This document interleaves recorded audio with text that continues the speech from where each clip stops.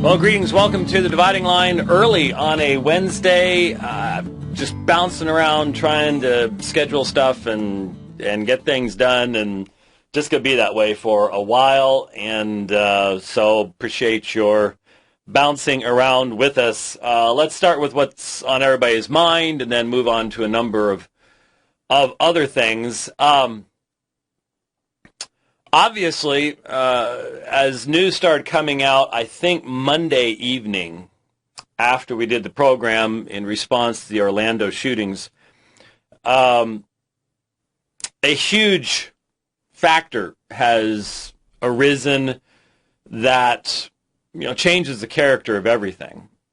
And once again demonstrates that so often our instant information age, we think that's great, we think that's wonderful, but the problem is that it sometimes leads to all sorts of conclusions that end up having to be modified and everything else over time. So a number of sources are now reporting that Omar Mateen was a homosexual. And as soon as that information started circulating, I noticed that the few Muslims that are a part of my regular Facebook feed and stuff like that immediately grabbed hold of that and sort of ran with it. And of course, from my perspective, it should have, all this stuff's tentative. We don't like to do it, but what we should be saying is, well, based upon the information we currently possess, it may be possible that. Well, people don't like that. They don't like the tentative nature of stuff like that. So you just want to go for the conclusion, and that's what's going on, in the media, either on the one side, Fox News, the other side, MSNBC, CNN, and of course all their conclusions are completely opposite of the other. Because everybody has a agenda that they're trying to push, a particular agenda, and never let a crisis go to waste, as someone was famous for saying. And this is all the way to the top, all the way to the president and everything else. It's just the way things are today. So anyways, let's say for a second that Omar Mateen was a homosexual. Now, he was married, divorced, remarried.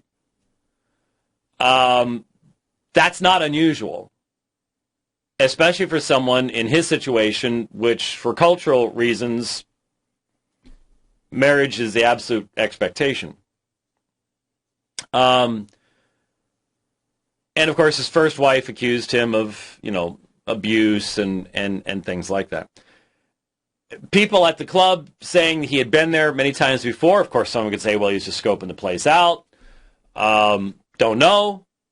Can't tell. But let's just go with a scenario here for a moment. Let's say he was a homosexual.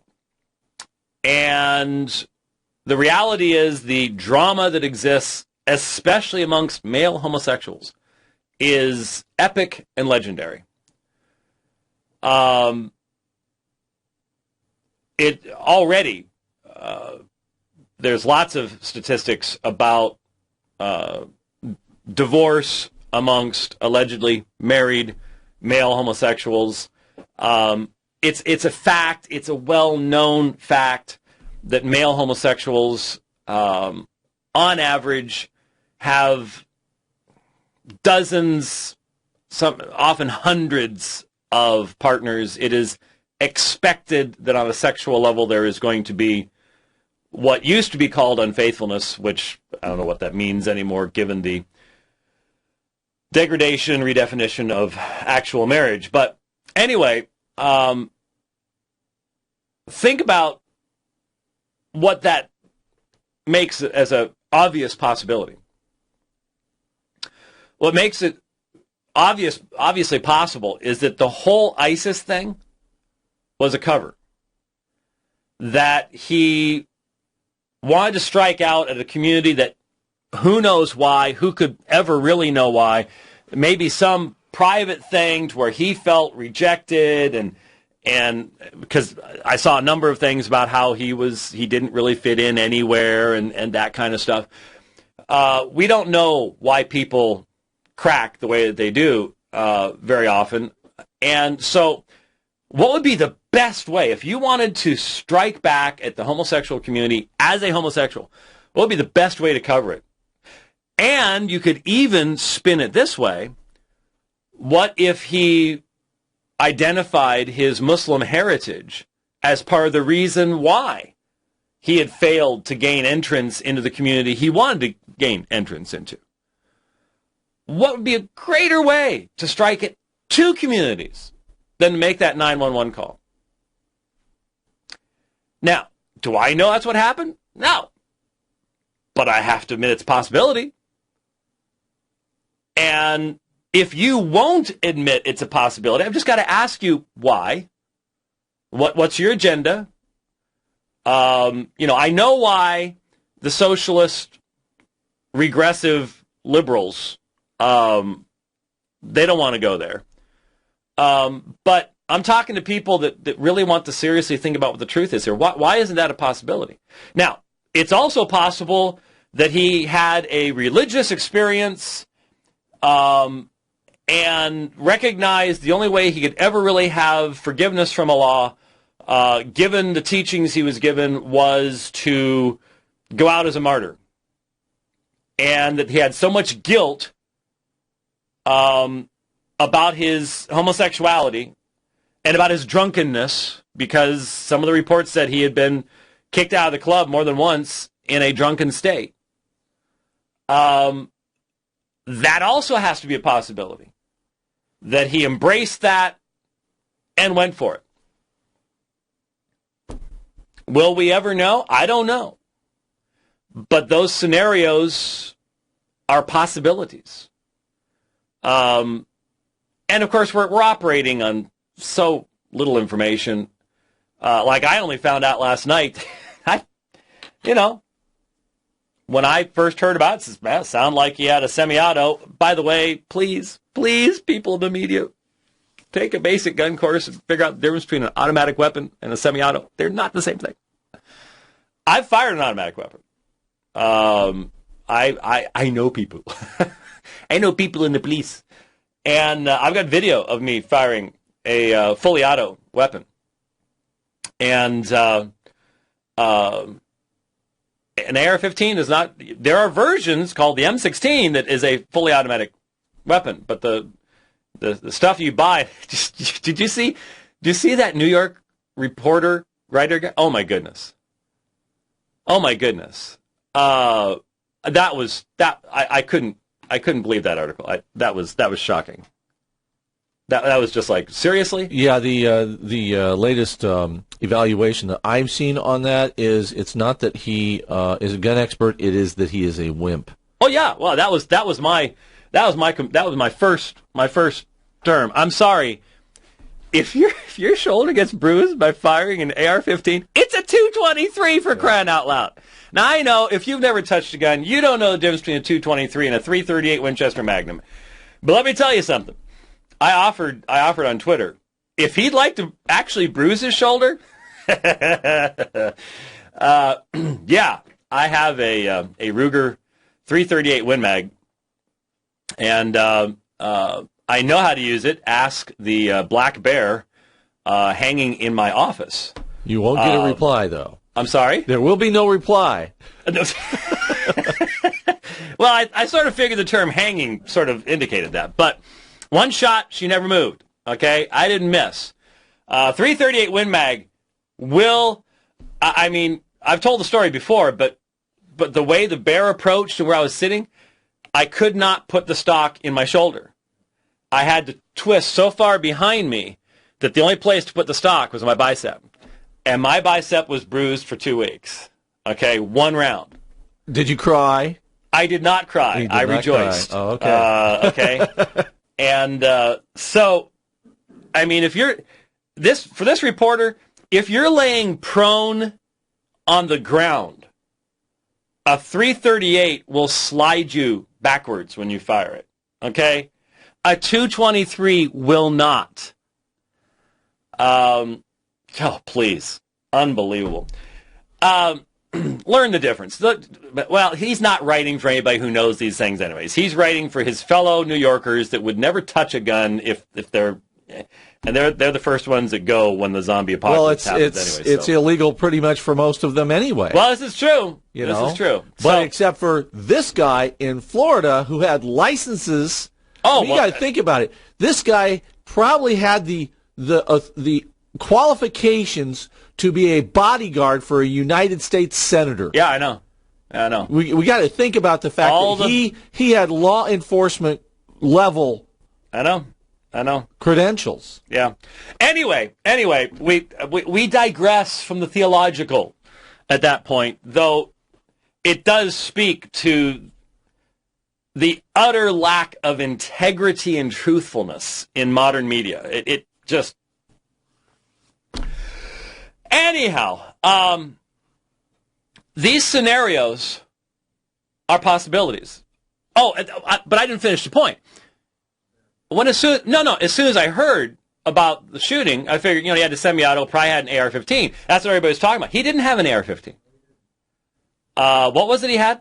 MCX, the 6 hour MCX. Okay. Looks like an AR-15, but it's not an AR-15. But that's what everybody was talking about. But I believe it's .223. And a .223 is a very controllable round. Like I said, when I fired that semi-auto, or that the full autos that I had, sorry, they have different settings, single shot, 3-round burst, and then full auto. The reason for that is, after the third round on fully automatic, you're just spraying lead anyways. You can't control it. I know, in the movies, Arnold can. Yeah, I know, I get it. Anyways, so it wasn't even AR-15.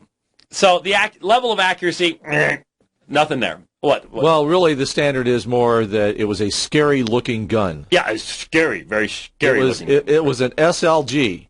SLG, and I can take my kid's .22 Plinkster and make it look like an SLG. Oh yeah, I've got a little Ruger 1022, and you put a folding stock on it and a banana clip, and I bet you I could fool half the liberals on MSNBC that is actually an AR-15, which it'd only be really relevant for hunting rabbits. But hey, what can I say?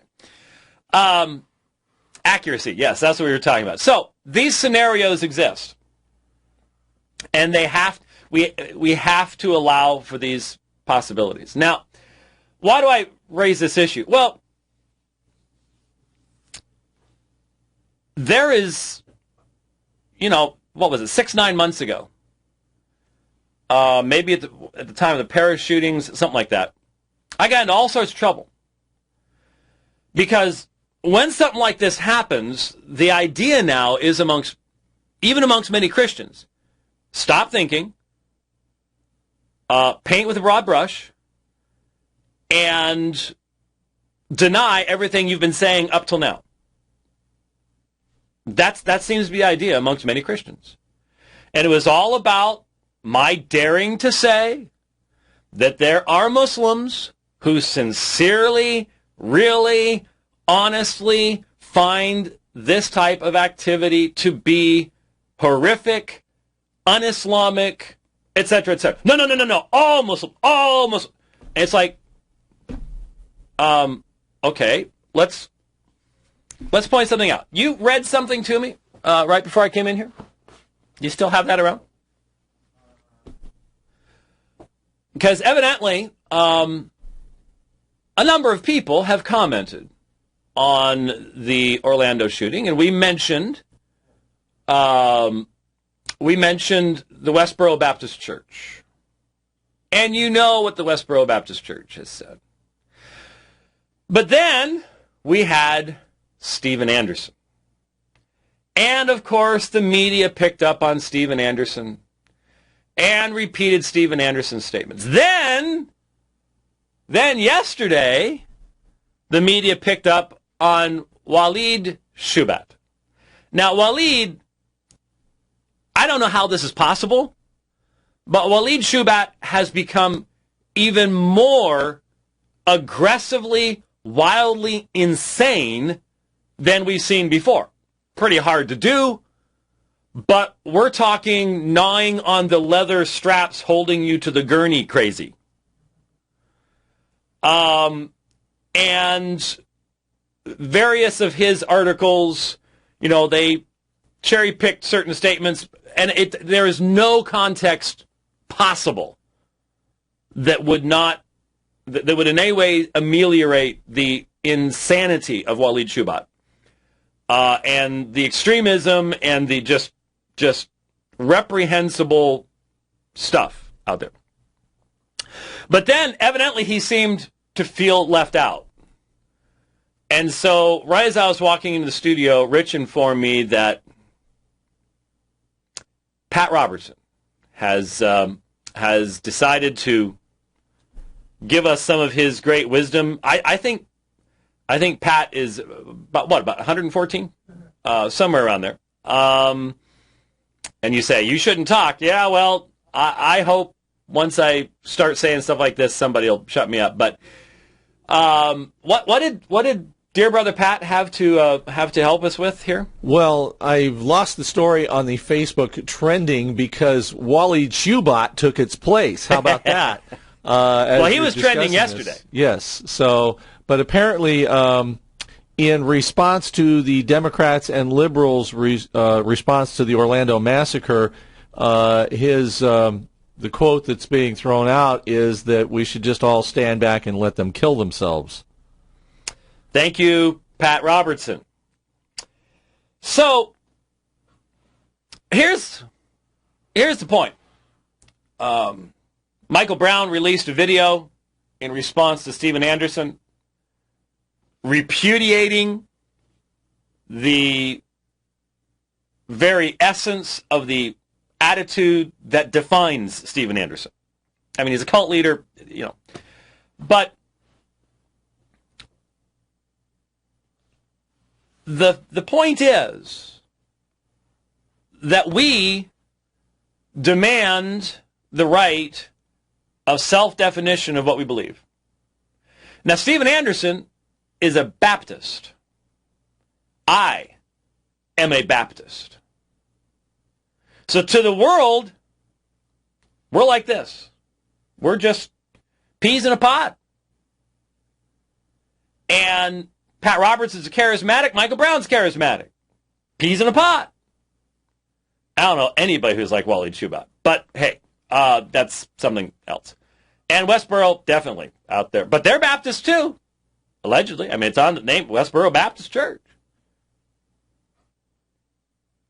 And I demand the right to say these people not only do not represent me, but they are fundamentally in error on so many levels. And the media says, we don't care, it doesn't matter, it's irrelevant. And what's worse is they're now saying they are the true Christians, you're the compromiser. You're the compromiser. Did you see what the President of the United States said? I posted this on Facebook, and it was frightening. Yeah, right here. Marty Minto actually posted it. But the last paragraph in regards to the shootings. So yes, I'm sure we'll find that there are connections, regardless of the particular motivations of this killer. There are connections between this vicious, bankrupt ideology and general attitudes towards gays and lesbians. And unfortunately, that's something that the LGBT community is subject to, not just by ISIL, but by a lot of groups that purport to speak on behalf of God around the world. Who do you think he's talking about? The media has decided that though this guy was never any kind of Christian at all, it's actually conservative Christians' fault. It's our fault for believing what the Bible says. Just simply for believing what's... And there are people calling for the suppression of any kind of Christian belief about homosexuality. Combine that with what happened in the state house in California. The bill died this year, but every whacked out, crazy, totalitarian communist bill that has become law in the state of California died initially. But it's like the zombie apocalypse. They just keep coming back, keep coming back, keep coming back.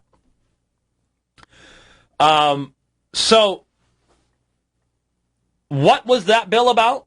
It was about allowing people to sue climate change deniers. So if you disagree with the state-approved perspective on a subject of tremendous controversy where there has been documented alteration of data, there has been clear interference from external entities into scientific studies, where it's being used as the means of promoting progressive socialist ideas.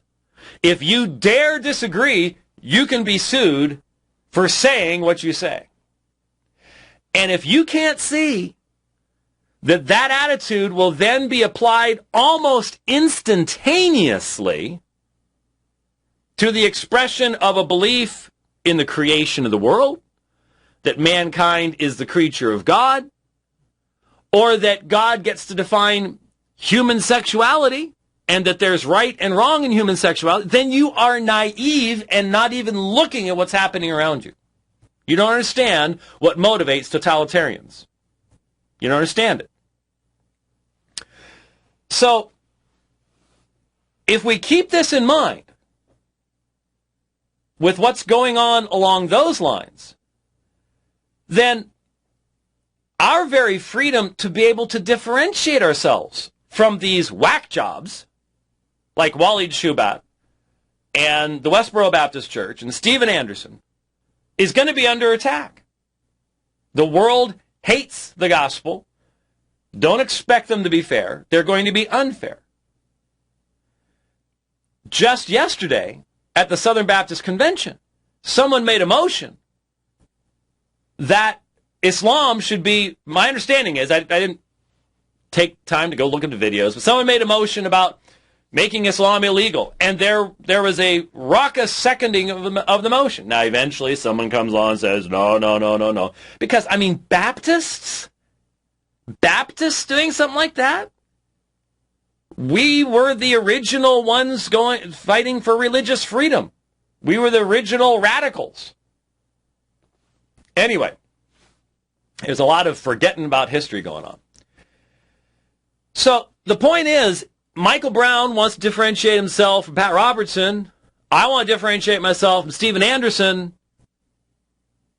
And yet, how many Christians are running around today on the net?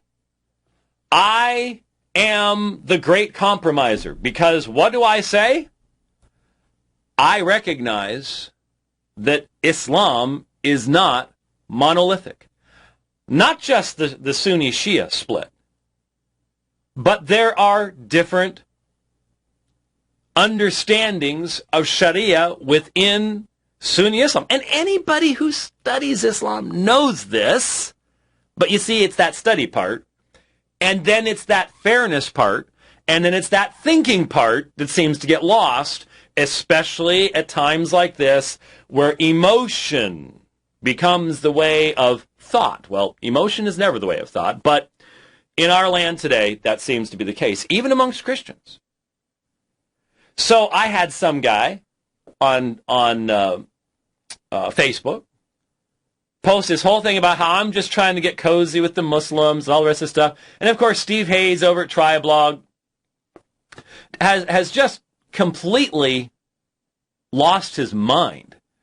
White's problem is he's become a Muslim partisan. I mean, that is, you have to have completely fallen off the cliff to say something like this. I mean, just gone. I mean, credibility down to zilch, zero. Mark it off. There's still some other good guys there, but Steve Hayes, done. Just gone. All over with. Because what kind of abject hypocrisy does it take to say on the one hand, I refuse to be held accountable for what this person who calls himself a Christian says. And here's my reasons why. And then you turn around, and I can point you to the people. I know them by name. I've actually met with them. That's one of the problems is these people don't know any Muslims. Or the only Muslims they know are street-level, cultural Muslims who rarely read any of their own history, just like, hey, look, folks, cultural Islam is just as ugly as cultural Christianity, cultural Buddhism, cultural Hinduism. When any religious faith just becomes a cultural thing, it gets very, very ugly. And there is cultural Christianity. And it's very, very ugly. And we identify it, and we don't want to have anything to do with it. Well, if you sit there and say, well, there's really no such thing as cultural Islam, there's just, all Muslims are the same. I look at you and say, you are a glowing hypocrite. And you have no defense. None. I know these people, and I know the grounds upon which they say, no, this is wrong. Now, you may sit there and say, but these people over here, they make their argument. I know that. I know that. I've been saying that forever. Okay, not forever. I haven't been around forever. Been saying that for years. I know that. I know there's an argument. But my argument from the start has been the founding source documents of Islam are not consistent. And therefore, there are going to be these differences. That's all there is to it. And for Steve Hayes, who doesn't know a tenth about Islam, what I know, he doesn't. He doesn't have interaction with these people. Show me the evidence that he does. He doesn't. To sit there and call me a Muslim partisan. What can I say? I mean, we just scheduled a dialogue. We scheduled 2 dialogues. I suppose we actually let you know about this. I love the look I get from Rich sometimes. By the way,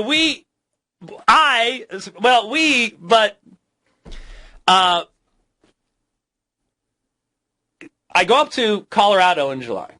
And what I've started doing is like last year we went up through Salt Lake City. Many years we've gone up through New Mexico. What I've done this year is instead of going up to Colorado twice like I did last year, is I'm doing the triangle of encouragement. I'm going to go up to Evergreen. I'm going to do the big ride I do there. It's going to be really tough this year because I'm not getting to do almost any of the training I normally do. And then I'm going from there down to Santa Fe, and want to be an encouragement to the church there, the Gospel Light Church there in Santa Fe.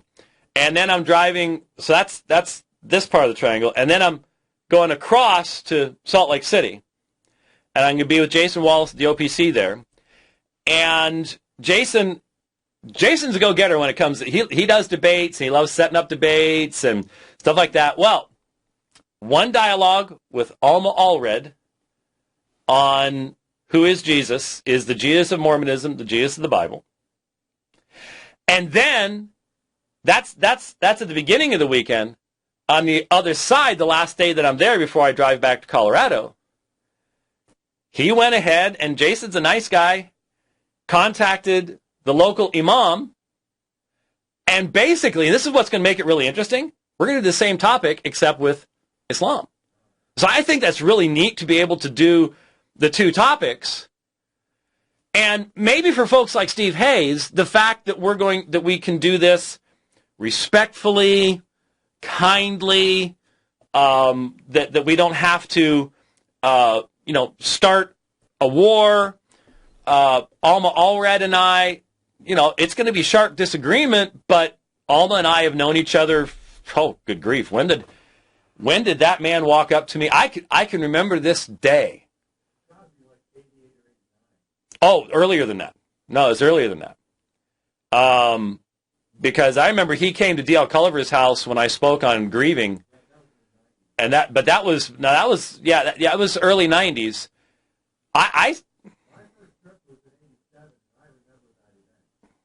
Well, somewhere in the late 80s then, Alma Allred came walking up to me at the south gate. It was to the west of the south gate and at Temple Square. And that started a lengthy correspondence. He was the most challenging Mormon I had ever corresponded with. Why? Because he knew his faith. He did reading outside of the normal stuff.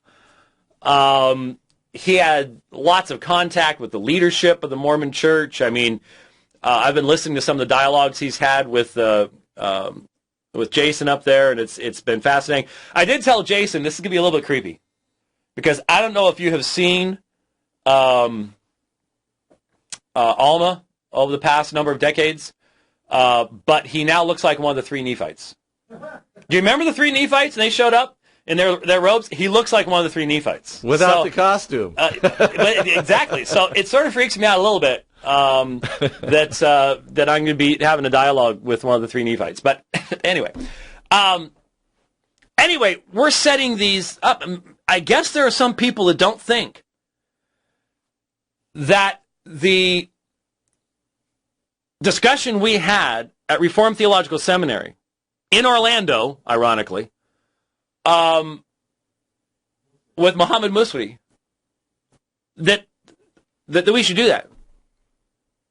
Because I showed the man the respect that is due to him. And in fact, let me read something. It happens to fit in here real well. Oh,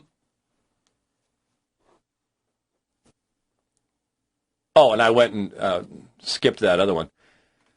Let me read you something I posted, because Monergism Books put up a meme this morning, and I looked up the reference. I wish the reference had been in the meme, but anyway, I looked up the reference. Check this out. Moreover, that we may not weary in well-doing, as would otherwise forthwith and infallibly be the case, we must add the other quality in the apostles' enumeration: charity suffers long and is kind, is not easily provoked. The Lord enjoins us to do good to all without exception, though the greater part, if estimated by their own merit, are most unworthy of it. But Scripture subjoins a most excellent reason when it tells us that we are not to look to what men in themselves deserve, but to attend to the image of God which exists in all, and to which we owe all honor and love. But in those who are of the household of faith, the same rule is to be more carefully observed, inasmuch as that image is renewed and restored in them by the Spirit of Christ. Therefore, whoever be the man that has presented to you as needing your assistance, you have no ground for declining to give it to him. Say he is a stranger. The Lord has given him a mark which ought to be familiar to you, for which reason he forbids you to despise your own flesh. Say he is mean and of no consideration. The Lord points him out as one whom he has distinguished by the luster of his own image. Say that you are bound to him by no ties of duty. The Lord has substituted him, as it were, into his own place, that in him you may recognize the many great obligations under which the Lord has laid you to himself. Say that he is unworthy of your least exertion on his account, but the image of God by which he is recommended to you is worthy of yourself and all your exertions. But if he not only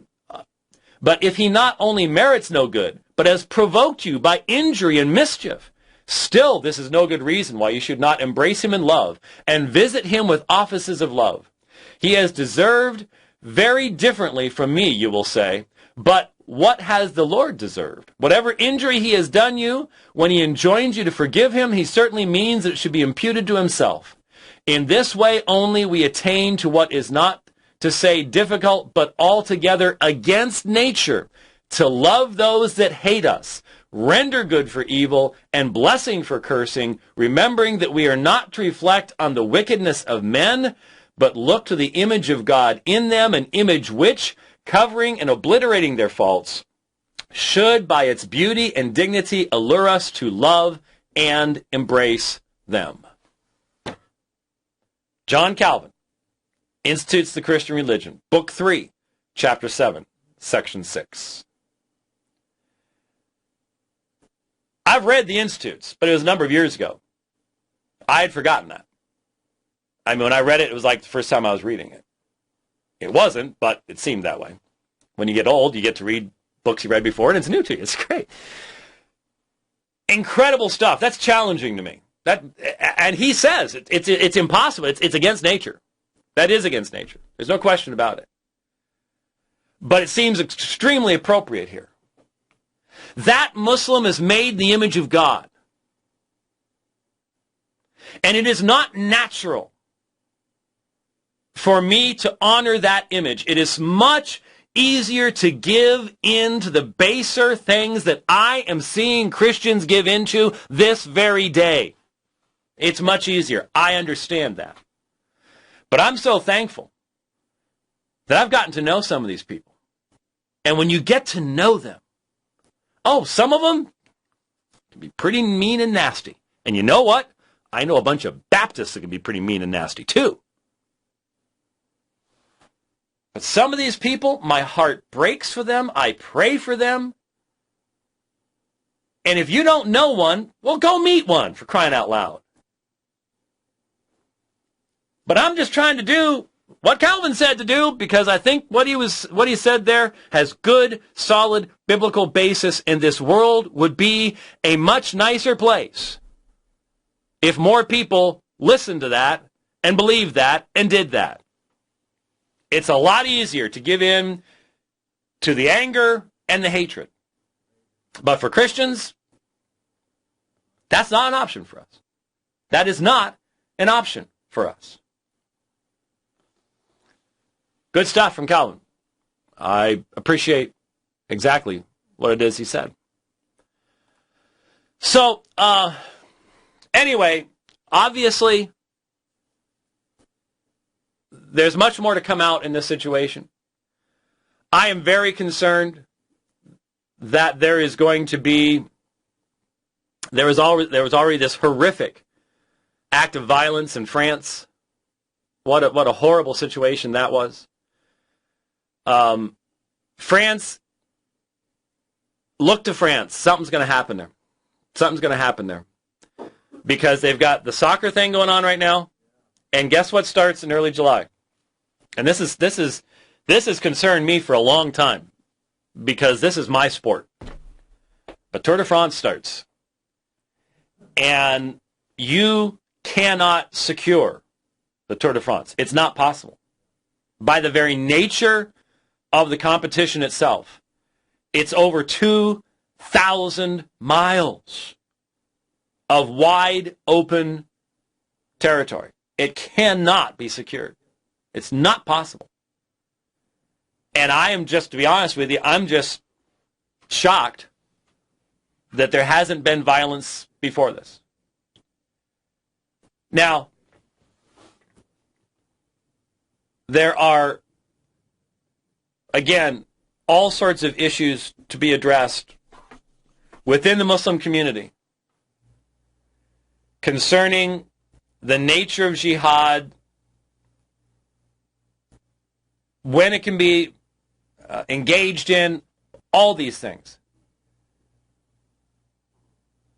But we do not promote that necessary internal debate when we help ISIS and Al-Qaeda by saying the other side does not exist. That is the only understanding. That great Muslim civilization that flourished for a while and that eventually succumbed to a form of Islam that is very similar to ISIS and Al-Qaeda, but that did exist and had this legal system, are you going to deny that it existed? What made it able to flourish for the time that it did? And why did it collapse in light of this form of Islam that is so degrading to the very essence of created humanity? Because ISIS is. And when there are connected beliefs between the two groups, we are the ones so often going at what those central issues are.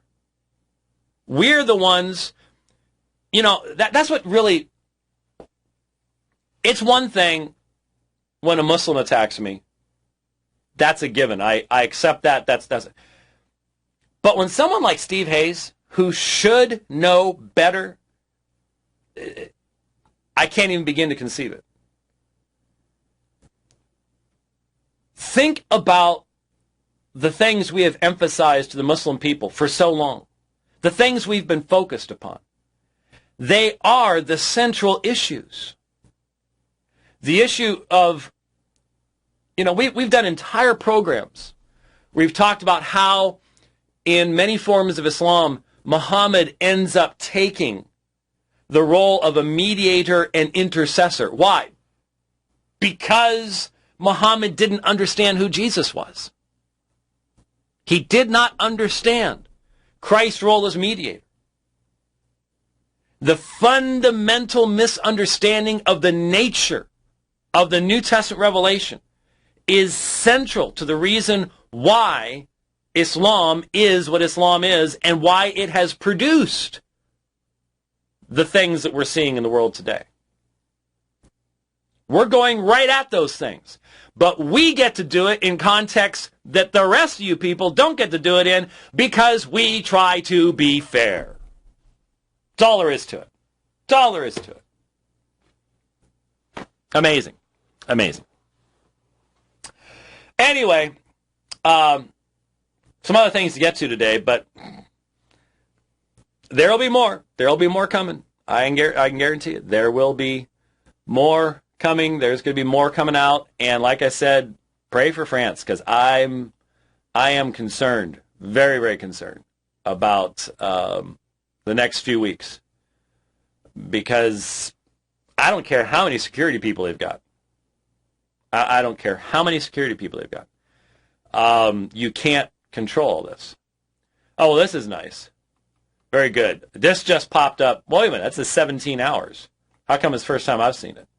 Well, it's Facebook. Who knows why stuff pops up on Facebook. Judge drops charges against man who exposed Planned Parenthood. Good. I mean, it was absurdity on its face, but we live in a day where absurdity is the law. Was that a signal I saw? Well, I was going to tell you that Facebook has a tendency in the news feed setting up there that it keeps taking it over and trying to run to top stories is what it calls it. Oh. And to make it stay at most recent, you have to continually check that because it keeps running home to mama. Okay. Thank you very much for that information. I just hadn't seen it. That's good news, but give them time. They'll find a way around it. Do you have the video feed? I do. Okay, good. I just wanted to make sure that was coming through. I want to... I guess we're having ins and outs with the feed today? Yeah, I'll probably wind up having to upload the recording. It's doing the roller coaster thing on us. I don't know why. It does look... Yeah, it's not YouTube this time. It's our local connection because the audio feed's diving too. And that means that we're losing connection to the internet here. On and off. I don't know why. Who knows? Sunspots? Yeah, there you go. Yeah. We'll blame it. Well, we could. Who can we blame? Conservatives, Christians, guns. Conservative Christians. We'll blame the guns. Guns. I talked about guns. Yeah. Yes, that must be it. Yep. Okay. All right. We do need to get done at a particular time today due to various reasons. So I wanted to get to this real quick. Stephen Ritchie, a Oneness Pentecostal, did a debate, I think down in New Zealand or Australia. It was down south, way down south. And I don't know, I end up in debates all over the world. I end up being quoted and referred to in debates all over the world. I want to just briefly play two little clips here, and I've got just enough time to do this. But let's listen to something that Stephen Ritchie said. This is something that other people have done, and I want to correct the acontextual use of something that I do say all the time. And here's where it comes from. Dr. James White once said on his radio, I believe, program, as I mentioned to Michael Brown on the Dividing Line last week, I think that the majority of people attending evangelical churches in the United States would test as modalists on any meaningful test of their knowledge of the Trinity. I believe that there's a lot of people that believe a lot like us. Because when you read the Bible, and when you look at creation, we're made after the image of God, and God has to be one because we're one. John said. Okay. Now, I have said that many, many times. I have said that I have a feeling that if you put together a quiz on the Trinity, and, well, and this would depend on the church, obviously. I said evangelicals in general. Did you all see the Babylon Bee thing about Joel Osteen Googling what is a Trinity? And he was left mumbling, didn't understand what this was all about. I can guarantee you that if you did that at Joel Osteen's church, the failure rate would be epic, to utilize that term. And it is quite true that most would fall into a modalistic understanding, not because they've examined different views and said, "Oh, this fits best with with what I think the Bible says," but out of ignorance. That's been my whole point. That was my point to Michael Brown. That's been the whole point that it's not because they are functioning on sola scriptura and tota scriptura, but because they are functioning out of ignorance. They've never been challenged. They do not have, many of their pastors are themselves functionally modalistic. I sometimes hear prayers, even from ordained ministers, that show a fundamental level of confusion as to their own understanding of the doctrine of the Trinity. When you look at much of the training, the theological training, the doctrine of the Trinity is very often just off on the side, especially in many seminaries today where it's all about leadership and church growth and programs and Sunday schools, and where you're actually being taught not to be a theologian, not to be the one who protects the flock in that way, but the chief executive officer and financial officer and stuff like that. You know, when seminary turns into that, that Trinity thing just it takes a lot of time and it's just too obtuse for most folks. So what I'm decrying is the ignorance within the broad level of evangelicalism. I'm not for a moment saying that a fair reading of Scripture leads to modalism, because it does not. Any fair reading of Scripture has Jesus differentiating himself consistently from the Father, and yet praying to the Father as a self-consciously eternal divine person. And so it's the penchant amongst evangelicals to do the chicken coop type of theology, where you have your doctrine of God up here and your doctrine of salvation, the Bible, and last things above, and they're always separated from one another, and you recognize that it's sometimes painful for people or uncomfortable for people to be challenged to bring those doctrines and beliefs close enough to go, am I being consistent? Does my doctrine of God and my doctrine of salvation and my doctrine of the church, do they actually fit together in a coherent whole? If most of your belief is just tradition that you have imbibed, not by going to tradition class on a Wednesday night, but I grew up in the church. I've attended pretty regularly. I don't always fall asleep. And so this is what has been communicated to me by the repetitive nature of its appearance in the teaching and preaching in the church that I'm a part of. That's how most people get their theology. When you challenge folks like that on a theological basis, it can become extremely uncomfortable. Because very quickly, the inconsistencies, the cracks develop and are plainly seen. And the general reaction is to be angry with you. Not with them for having been lazy, basically, their entire life when it came to their theology, but you shouldn't be raising these issues, or you're being divisive, or whatever.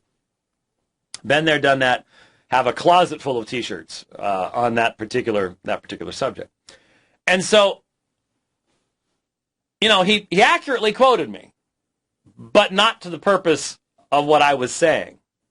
I think that's a little bit of a misuse of it. I would appreciate at least if Mr. Ritchie wants to use that quote, that he would say, now, Dr. White was not saying that the Bible teaches our position, but that people in ignorance default to that position simply because they've never been challenged on the subject. And that wouldn't really be a positive thing for your position.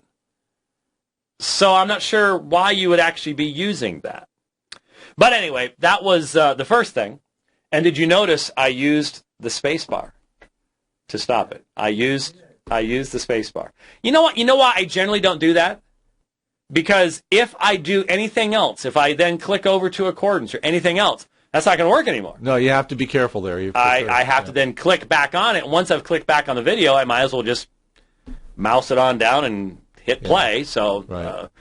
When people in the channel mock me for not doing that, I'm sort of like, hey, you don't have to deal with what I'm dealing with, man. It certainly answers the question of old dogs and new tricks. It really does. Yeah, thank you very much. Okay, you ready to bring this back up? Here we go. John 17:24, that they may see my glory which you have given me before the foundation of the world. So a divine God, the Son, could not be given divine glory, nor any glory at all, because a co-equal God person should have all glory to begin with. In context, John 17:22 says, the glory which you have given me, I have given them. Now, we didn't receive divine glory. What glory was Jesus talking about that was given to his disciples? Well, look at John 7:39. The Spirit had not yet been given because Jesus was not yet glorified. Jesus had to be glorified by his resurrection before the Spirit could be given. He was praying for his predestined glory to be resurrected. God as God cannot be given glory. It's ridiculous, the Trinitarian. I would love to debate James White on this. I really would. I've seen some of these debates, and I'm like, I really want to debate with somebody like that. Because it's just ridiculous, the Trinitarian eisegesis of these passages of Scripture. So, the Trinitarian eisegesis of John chapter 17. He wants to debate me on something like that. Well, did you understand what was just being said? Somehow, what Jesus is talking about ends up being something about some resurrection glory. So the Son in the glorified. Let's I just like he sort of left John 17:5 real quick. I wonder why. Well, because John 17:5 cannot be coherently interpreted by a oneness advocate. Just can't. Not possible. Can't be done. Notice what the argument was. Well, if he's a divine God, the Son, that he can't receive glory. Did you catch that? So that's why cross-examination is so important. Because that sounded real good. He said it with a lot of authority and good Pentecostal preaching power. But think about it for just a second. What does the entire heavenly host say in their worship of God upon his throne. Don't they say something along the lines of, glory be to him who made us, him who sits upon the throne. Glory and power and honor and blessing. But I thought, he just said a divine being can't be glorified. So why do we worship?